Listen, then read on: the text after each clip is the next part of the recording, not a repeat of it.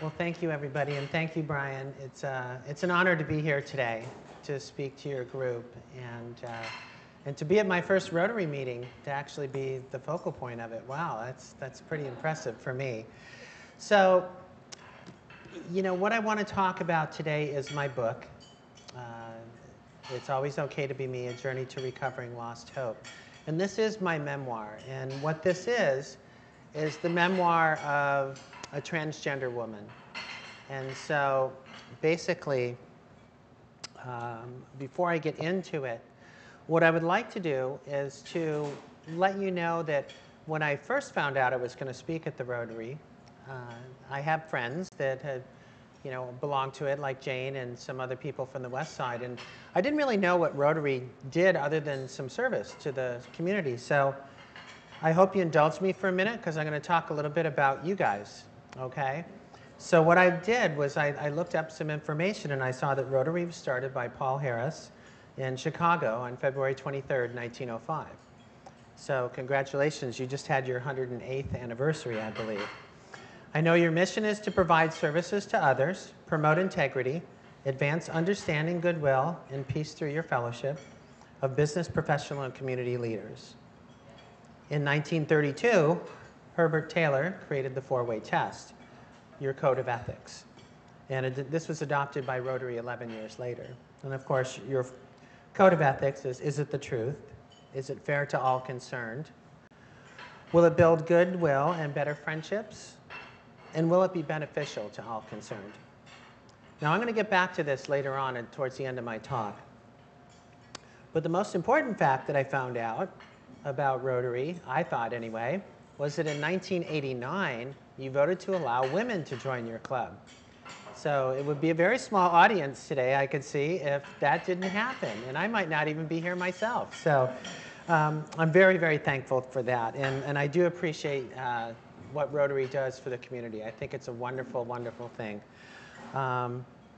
So to get into a little bit about who I am and what it's like to be a person who is transgender. And now that word has probably been heard, in the last 5 or 10 years more often than not, because we as a group, those of us who are transgender are kind of like an emerging group within our society.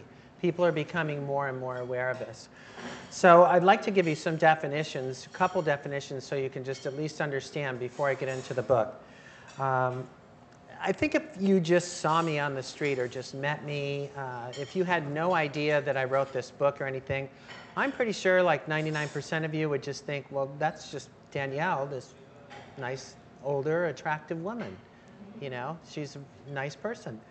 And most times people take me exactly like that. In fact, almost always.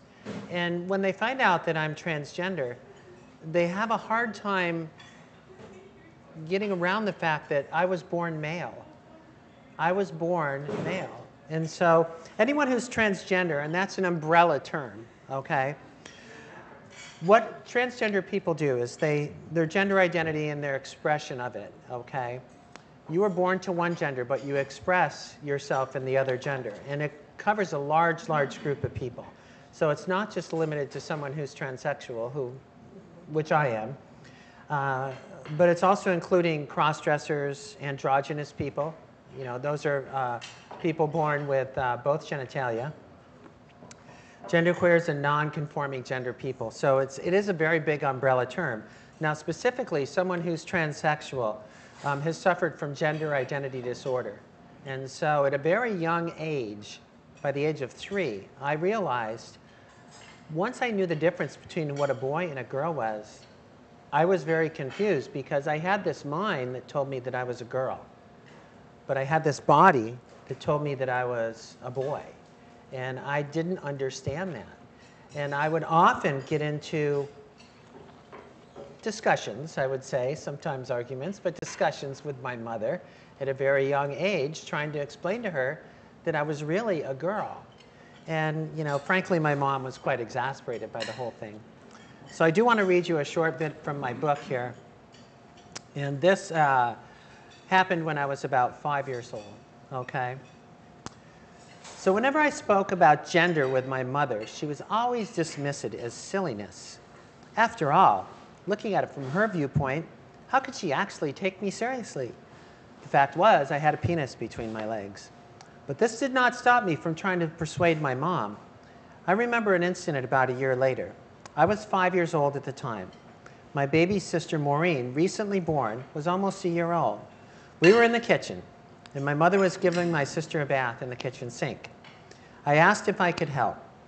While Mom was bathing Maureen, I watched, and then I helped her by handing her the soap and the washcloth. All of a sudden, I noticed something was very different about my sister Maureen. I asked, Mommy, how come Maureen doesn't have a pee-pee? Well, Danny, Mom said, Maureen's a little girl. Little girls don't have them. Little boys do. I looked quizzically at my mother, but Mom, I have a pee-pee and I'm a little girl. I said this with assurance. She looked back at me. Not this again, Danny. How many times have I told you? You're a little boy. I don't care what you think in that head of yours. You are a little boy. God made you into a little boy, and God does not make mistakes, she said to me very firmly. I frowned. No, Mommy, God is trying to fool you, and he's trying to fool me. You see, I'm going to grow up as a little girl. Okay, Daniel Francis, and I always knew that I was in trouble when my mother used my middle name. That'll be enough. Now go on out and play with the other kids. She smacked me on the butt and pointed me towards the door. I left angry and almost in tears, and I grabbed my bike and I rode it down the street to my favorite place, the apple tree. So you can see, even at an extremely young age, I knew that there was something wrong and something different with me. And we were a very religious family. I grew up Catholic, and so that was a very, very big part of who we were. And so when I went to parochial school, in the Catholic school, I learned all about God, and I learned how God is perfect, and we are made in his image, and that somehow, some way, I'm thinking, God doesn't make mistakes, but then why did he give me this body, but give me this brain? And so I learned early on not to really talk to my friends about it, because I tried to feel out a couple of my guy friends about it at different ages, like at 8, 9 maybe. And I'd ask them, I go, did you ever wonder what it was like if you were born a girl? And every single one of my guy friends looked at me like, what, are you kidding? Why would I ever think that? You don't think that, do you? And of course, I'd have to make up some story about, oh, no, I don't think that. I was just thinking, well, you have 5 sisters, so maybe that's why you wanted to be one. Well, for me, it was very, very difficult growing up. I had to learn how to be a boy to get by and to pass. And so my book talks about my growing up in school, and grammar school, and high school, and on into college. And how I did this, for me, is I learned how to be an athlete. And I was a very, very good athlete. I played sports, played high school sports. I was good in football, basketball, baseball. I overcompensated my masculinity so nobody would actually see or find out who I was, because that's what I was afraid of. I had this big secret, and I didn't know what it was about. Nobody talked about what it was to be transgender back in the 60s. Nobody knew about it. Yes, Christine Jorgensen, she had her operation back in the 50s, but really, nobody really talked about it. So I got out of college, and I lived back at home for a while, and I became very close to getting caught by my family. I was getting very risque of taking days off from work and going into cross-dressing into my sister's clothes and then just going out around town. And I was so afraid that I was going to get caught that I eventually knew that I had some friends in Maui that I went to college with. And I thought if I came to Maui for the winter, I could get away from everything. Now, I also want to let you know that the thing also about being transgender, it's not a choice, it's how we're born. People don't know why we are the way we are. In fact, there's been a lot of studies about it, and nobody can say anything about it. Nobody knows about it. But being transgender, gender is also different than your sexuality. It's not like, gender is who we are. Like Brian is a man, Jane is a woman. That's who we are, okay? Sexuality is about who we want to be with. Okay, so there's a big distinction between those as well. Now for me, as a male, my sexuality, I was attracted to women, but now I'm attracted to men. So that might confuse you even more, but the fact is I'm basically straight, whether I was male or female, because in my own mind, I was pretending to be Danielle all my life, and Danielle was the person I really was. You know, as I got to Maui, I spent a lot of years in the service industry. I worked as a bartender, I worked as a wait person, I worked as a manager in restaurants. There's a lot of alcohol, there's a lot of drugs in those places, and I unfortunately became addicted to both. But I found that alcohol and I found that drugs relieved the pain of feeling who I was, and I was always trying to numb my feelings. I spent most of my life running away from who I was. So ashamed, and I developed this hatred of myself. As things got so bad as I got into my 40s, I thought about suicide all the time. I really did. I hated my life. I hated the fact of who I was. I hated the male part of me. I hated the female part of me. Wasn't until I had a complete breakdown in 1999 that I got some help, finally saw some person like a psychologist who, once they talked to me and found out about what was going on in my life, had said, you've been clinically depressed since you've been a child, and that most likely you're transgender. And so that kind of gave me a little bit of an explanation. I mean, I knew along the way of people like Renee Richards and some other people, and I thought that maybe I'm like that, but I was too afraid to admit that I was like that now. I didn't have that simple clarity anymore like I had when I was a child. I had spent so many years of trying to run away from who I was, I didn't know how to get back. But I finally got clean and sober through the help of a 12-step program in 2001. And between that and working that program very, very hard, going to meetings all the time, doing all kinds of therapy, group therapy, everything involved, things got better. 2 years after getting sober, I decided to try something different, and I started working for the Maui Chamber of Commerce, selling memberships. And I actually thrived at it. I became their director of sales. And so a lot of people in the community knew me as this guy, Daniel, who was the director of sales at the Chamber of Commerce. And I sat in on meetings with the mayor. And I did a lot of work when the governor came over and things of that nature. And I did a lot of work in the business community. So I was established as a business person in this community, and yet as a male business person. Well, after about 5 years at the Chamber, I realized that, you know what, after all this therapy, after everything else, it's going to be okay to be the person I am. And so at that point, I made a decision to transition to becoming a woman. And the very first moment that I allowed myself to be myself as a woman in public, I started doing it on the weekends on the West Side. But as soon as I did it, I just felt like welcomed home. I felt comfortable in my own skin. I felt like, you know what, it's always going to be okay to be me. It doesn't matter what others think. So my book is really this whole story of my life. I transitioned very publicly in the business community.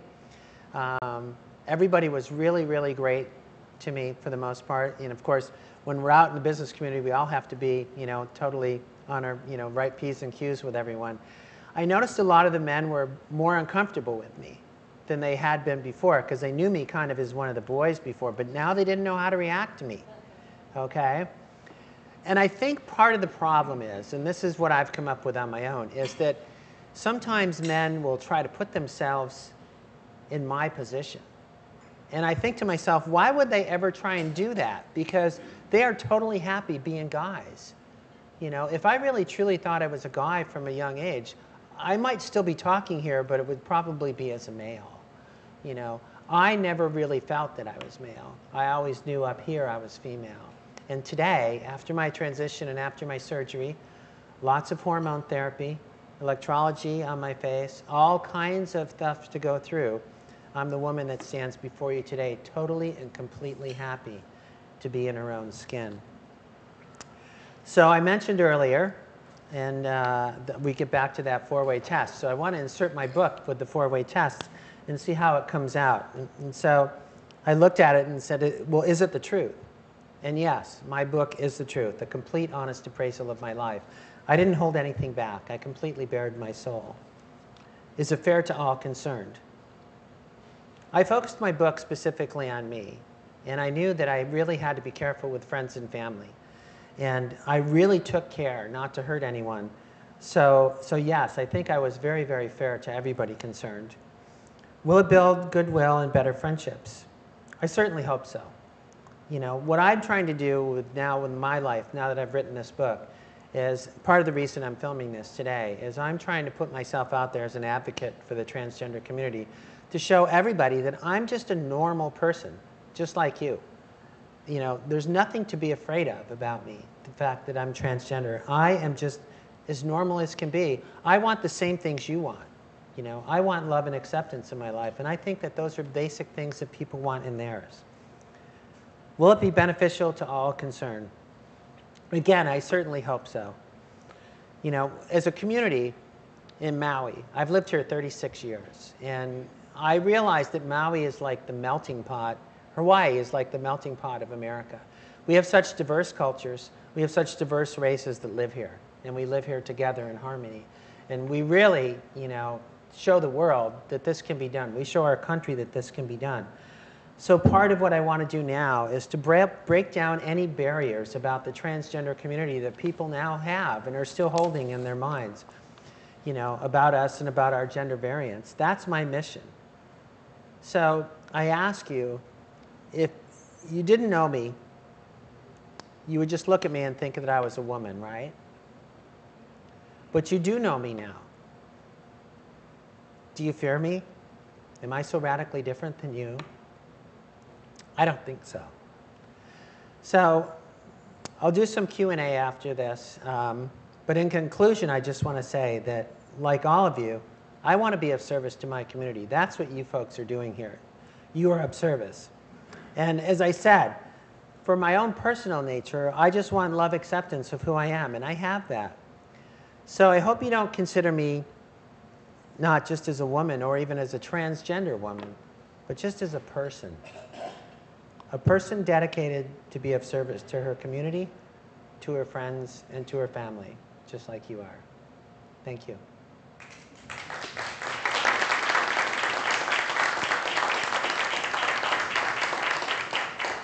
So, does anyone have any questions? I'd be glad to answer them. Right here.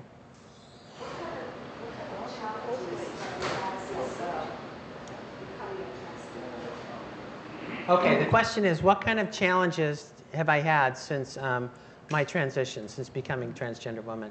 Well, I think the biggest challenge that any transgender person has are pronouns. It sounds kind of funny, but people referring to me that knew me for a long time, or my family, longtime friends on the island, referring to me as either he, him, or in some cases, sir. You know, those that have the military background, rather than calling me she, her, or Danielle, or ma'am. It's hard. It's hard for people because they're used to knowing you as a certain way. It's very frustrating for someone who's transgender. One of the other challenges I've had, and I really hope that I'm not going to offend anyone here, because that's the last thing I really want to do. But I saw it kind of funny as some of the men that knew me in the business community, you know, that had this one opinion of me before, when I was like one of them, one of the guys, you know, it was almost like I got like a little bit less intelligent or something, you know, because I was now a woman. And I was like, and I seemed to have to try a lot harder to get things in front of people. And so I recognize that completely. And thank you, that was a great question. Yes, sir? What percentage of the population is considered? Okay, that's an excellent question. What percentage of the population is considered transgender? In the United States of America, those of us who are like myself, transsexual, okay, living either male to female as I am, living as a woman now, or men, or I mean female women who are now transitioned to live as men, there's about 125 to 150,000 of us. So there's what, close to 400 million people in this country. So I guess it's like 1/4% or something like that. It's pretty low. It's pretty low. Yes, sir. Is there a genetic explanation for this? So we can't reproduce, right? So this seems like it would eventually disappear.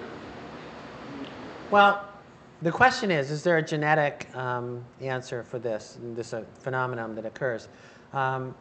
They've studied it for years, and there's no genetic conclusion that people have been able to come up with. There's several theories, depending on, when we're all conceived as female, and then during that time of about 12 to 20 days, the messages are sent down from the brain to the fetus itself, and then the rest of the body comes in with the hormones and everything of that nature, and the male and the female is formed. So there's actually no known reason why this happens. And yes, since my surgery, no, I could not reproduce since my surgery. I have, anatomically, I have the body of a woman. I've been on female hormones for about 5 years. All my body parts are feminine. That happened through surgery. Before I could have reproduced, but not anymore. Yes? How much do you estimate this whole procedure cost you over the years? And did any of it come from insurance? Wow, that's a great question. The question is, how much did this whole procedure cost over the years, and was any of it covered by insurance? Well, I did file an insurance claim with HMSA, and it never got paid when I had the surgery, and I wasn't surprised at that. And actually, that surgery, it's interesting. That's something that's going to be coming up in the next few years, because really that type of surgery is much less, would occur much less than, let's say, an appendectomy or something like that. And the cost of the surgery itself was $25,000. However, when I was recovering from surgery, one day I decided to try and calculate how much everything cost over the years, from starting when I first started with hormones, to seeing psychologists, to seeing regular endocrinologists, to getting the hormones prescribed itself, for different doctor's appointments, for electrology costs to have the facial hair removed, travel costs to go back and forth to Dallas, Texas, which is where I went to have my facial hair removed. I came out to about $80,000. It's a lot of money. It's a lot of money. Yes? About 2 or 3 years ago, one of the cable network channels had documented the story of Chaz Bolo, Cheryl's son, and I know that it was not a complete portrayal of what happened, because it took him up to, I believe he had his breasts removed, but and he had previously been in a lesbian relationship, and I think that really kind of added a dimension to how their relationship changed. His girlfriend didn't know, well, before I was with Chastity and she was a girl, and we had a female-female relationship, and now he's a male, and I don't know, I'm having trouble adjusting to that. Do you think shows like that are helpful in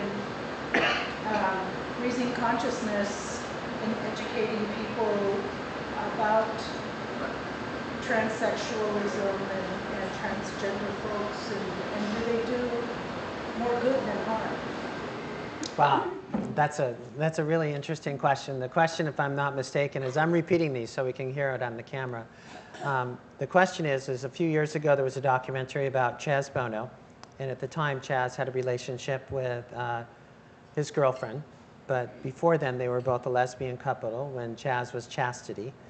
And do I think that shows like this are good to help raise the awareness about being transgender or about transsexualism itself, and do they do more harm than good? So I think anything that's out there that's done in an educational and a personal and a tasteful manner about someone who is transgender helps raise the awareness. Just Tuesday, Katie Couric, I don't know if a lot of you know it, but Katie Couric had a show where she had trans kids on, and there was a little girl who was 6 years old who has, like myself, knew that she was, she had been born male, but she knew that she was a little girl, and her family, under the supervision of psychiatrists and psychologists and everyone, is allowing her to live as a little girl. Well, she's in first grade and going to school in Colorado, and they were right up front and everything with the school, and everything was fine, and all of a sudden, now this little girl is being forced to use the boys' restroom when she goes to school. So there's a big court case that's going to happen now about this. And actually, Massachusetts just passed a law that allows gender variant or trans kids, if they portray each other as male or female, and they're still the opposite gender, but that's how they live their lives, are allowed to use the same restrooms. And I think that this is huge because, there's nothing sexual about the fact that, someone's going to prey on somebody else. I mean, it's just, if I'm, this little girl, she's a little girl. In her mind, she's a little girl. She's living as a little girl. And so why can't she use the little girl's room? She's not in there to do anything else except go to the bathroom. I have seen some shows before that take it a little bit to the extreme.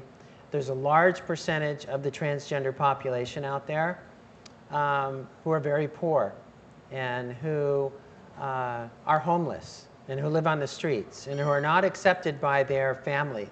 So they're kicked out of the homes at like 16 or 18. And they have to fend for themselves in the street. And a lot of them get into the sex trafficking, and it's not pretty. It's not pretty. And if you don't think it doesn't go on in Hawaii, it does. It's happening now. And I know girls on this island that are younger girls that are living as females, and yet their only way they're trying to survive is as prostitutes. And it's very sad. And so I'm trying to help and work with the Maui AIDS Foundation now to try and help those people and to see if we can get them into better lives. And I was just told that time is just about up. So do I have time for one more question? One more.